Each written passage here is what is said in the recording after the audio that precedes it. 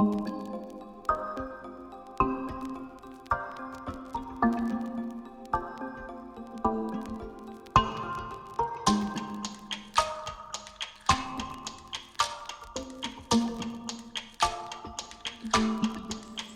everyone! We are back with Dr. Conklin and Inspector Yee for the second episode of Backyards with Bolt. For those of you who tuned in to our first episode, you were able to get a bit of an introduction on who Dr. Conklin and Inspector Yee are. If you haven't, be sure to check it out so that you know a bit more background about our interviewees today. So I'm going to start off by asking you both the first question in this series. As you know, we are going through a world health pandemic, and because of the coronavirus, there are a lot of people that are having to stay at home, a lot more than usual, in order to comply with health regulations. What do you think we can do to decrease domestic violence, especially given the increase in staying at home? So either of you feel free to take it away. Conklin, I'm going to let you lead this one.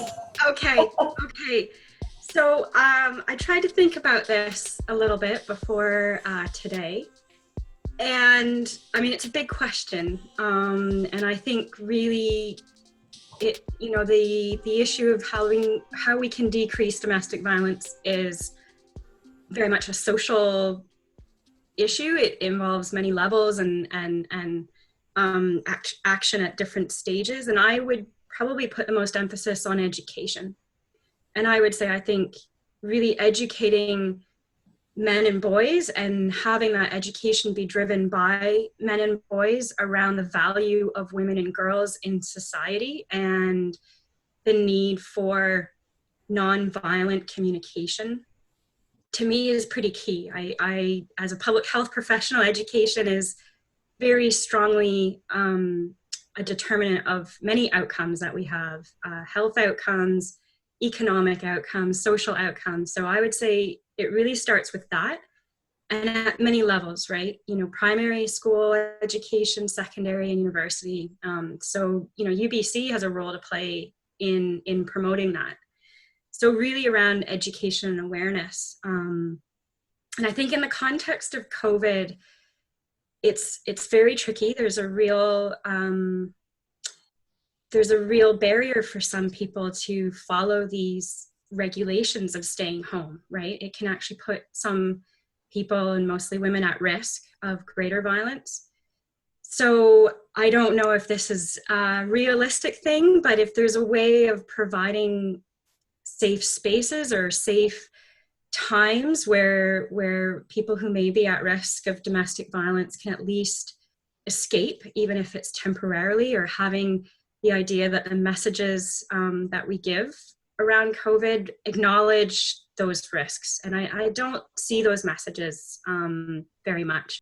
I think there's big social action that needs to happen, and we need to support the idea of nonviolence and promoting that and raising that awareness, but equally having kind of specific action around supporting local shelters and initiatives from a practical point of view. So supplies for PPE are pretty critical, right? And feminine hygiene products and toiletries and all of that. So maybe making an extra effort to help people in need, especially around this time.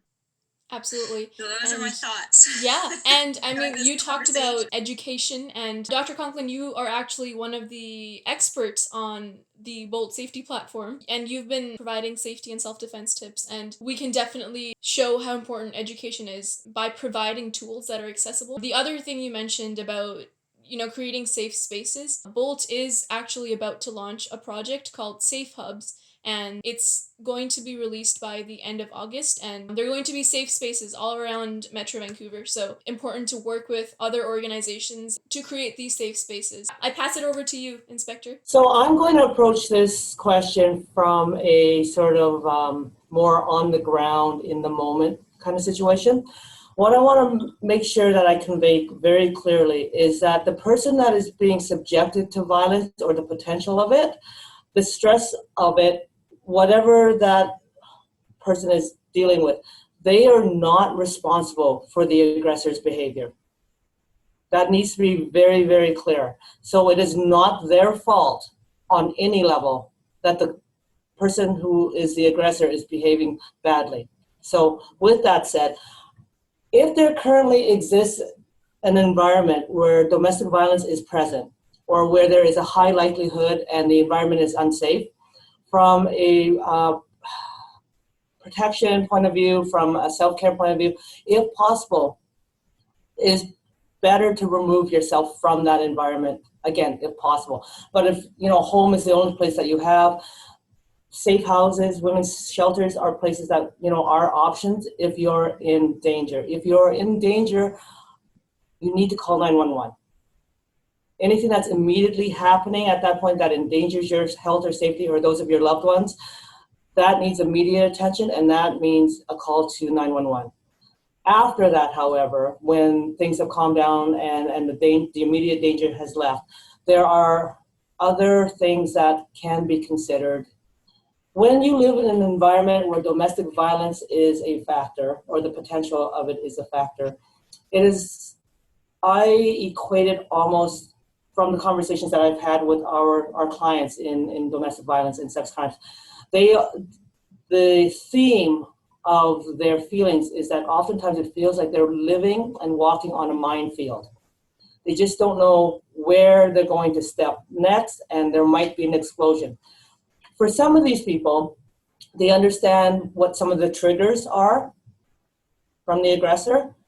So what can be done to help minimize triggering that? If it's something that's sort of like economical, if there's an issue about, because people aren't working right now, a lot of people aren't working right now and money's tight and groceries are tight.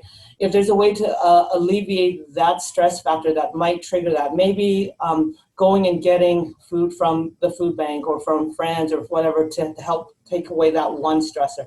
Anything, again, everyone's situations could be a little different, but they know what the triggers are best. So they probably have the best sort of survival plan on how to mitigate those triggers.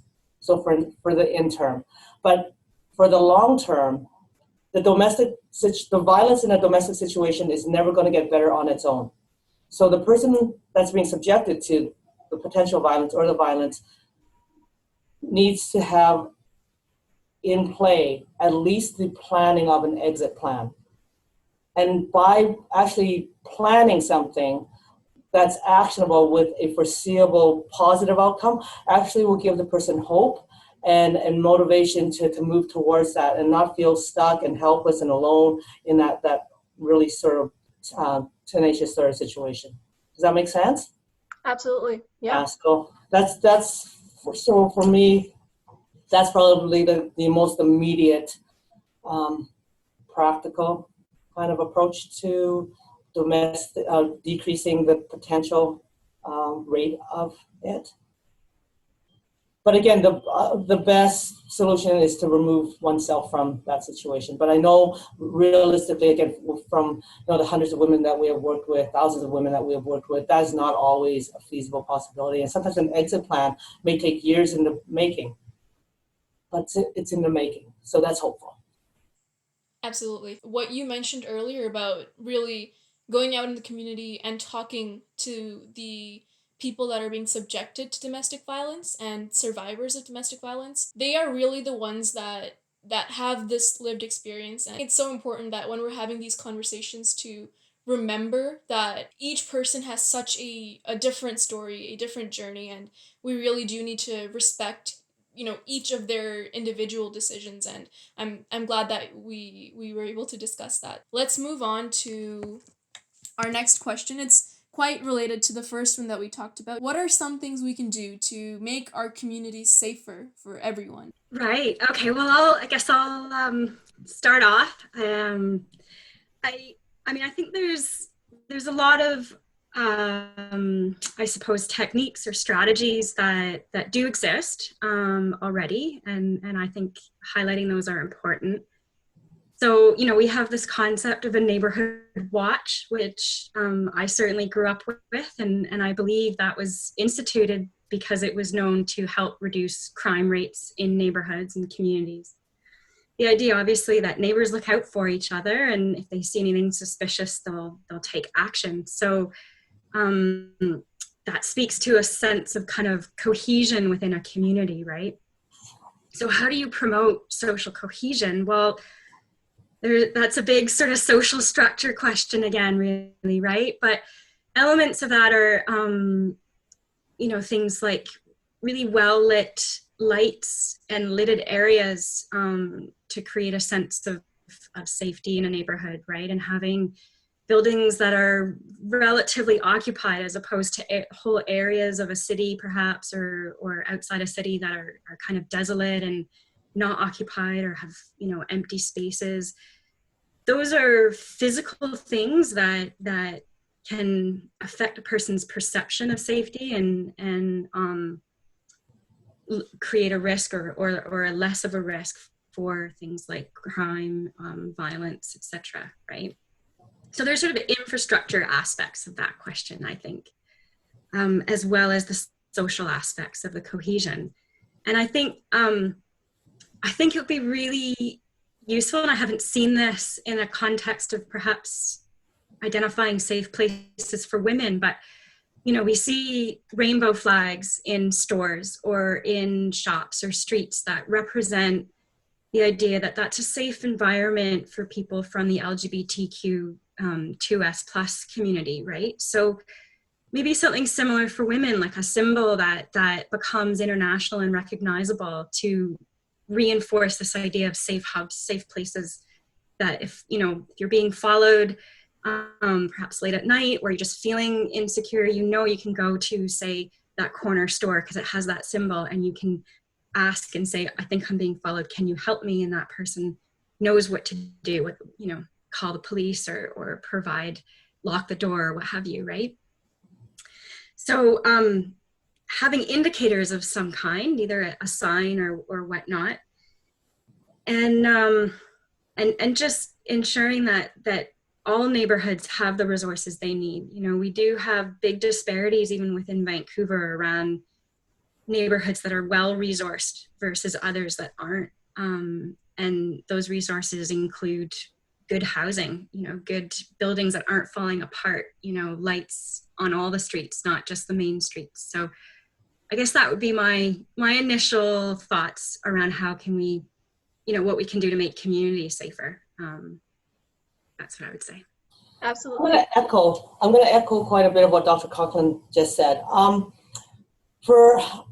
It's ironic. Before I came to this section, currently I look after our youth services section. So anything that has to do with youth crime, school liaison officers, our youth outreach program. Just prior to this position, I looked after our community outreach services section. So anything that had to do with community partnership was under my umbrella at that time. So a lot of the strategies, as Dr. Conklin was saying, that we employed was, and realized and saw that was effective, was in a neighborhood, in a community, it is truly a team effort if we're going to make a place feel safe. So, and I found in just my experience, it was regardless of socioeconomic background, it was the people that actually lived in that neighborhood or in that area that really made a difference. So team effort, the people that lived in that neighborhood or community were invested in the well-being of that community by knowing who their neighbors were.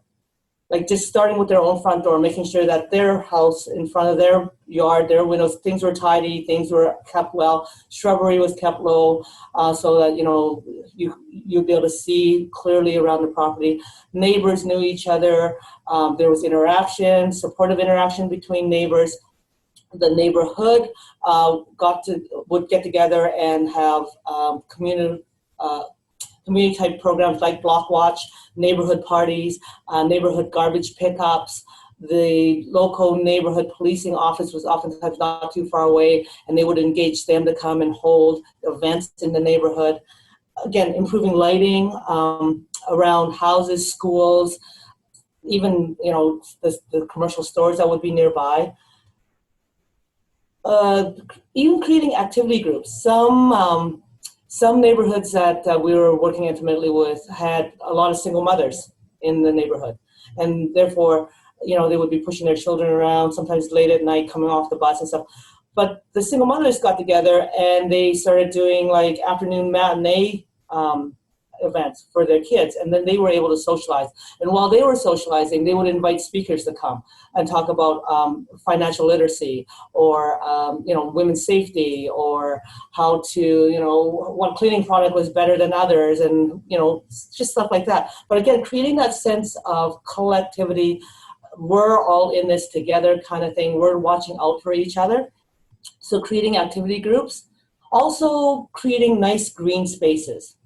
We found that areas that were not used, if they were created so that they were productive, whether it's a nice green space with benches to sit on, where the kids would play, or people would gather and have their social evening together, that improved a neighborhood's sense of safety. When you're walking home off the bus late at night or in the evening, and you see your neighbors, there's a wave. So then there's a sense of connectivity that, people are watching out for each other, because we all know who lives here. We all know who doesn't live here. And if the person who shows up doesn't live here, everyone's eyes and ears all perk up. And, and then on their social media platforms where they're all connected, they will send messages to each other. So there's those types of strategies that one can employ to create a sense of a community, a safer neighborhood that belongs to them. The sense of empowerment and ownership. Absolutely. It is so important to work together. That is such a wonderful message to wrap this episode up on, and we will be back with the third episode very, very soon. So thank you both for sharing your perspective.